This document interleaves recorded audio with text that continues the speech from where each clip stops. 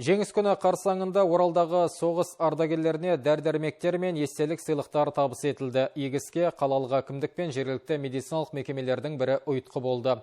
Ардагерлер ардақталған іс-шараға біздің арнаның түсірілім тобы да барып қайтты.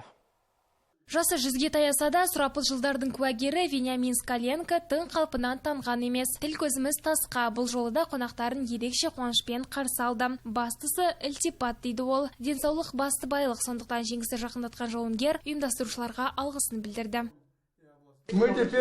Бұрын сусыз өмір жоқ деуші едік. Қазір жасымыз үлкейгенде өмірімізді дәрі-дәрмексіз елестету мүмкін емес. Сіздерге алғысым шексіз. Аман болыңыздар.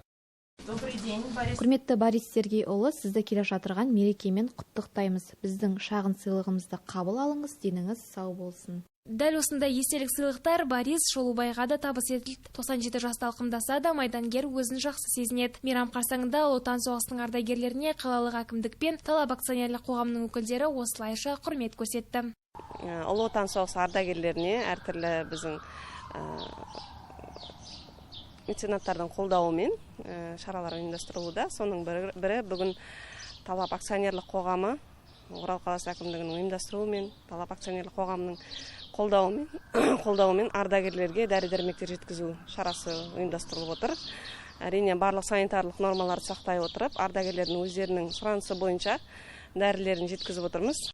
Бүгінде Орал қаласында 28 соғыс ардагері және 2250 тыл ардагері тұрады. Гүлсара Марат, Рүстем Ишанов, Алтынбек Абделов, Ақжайық телеарнасы.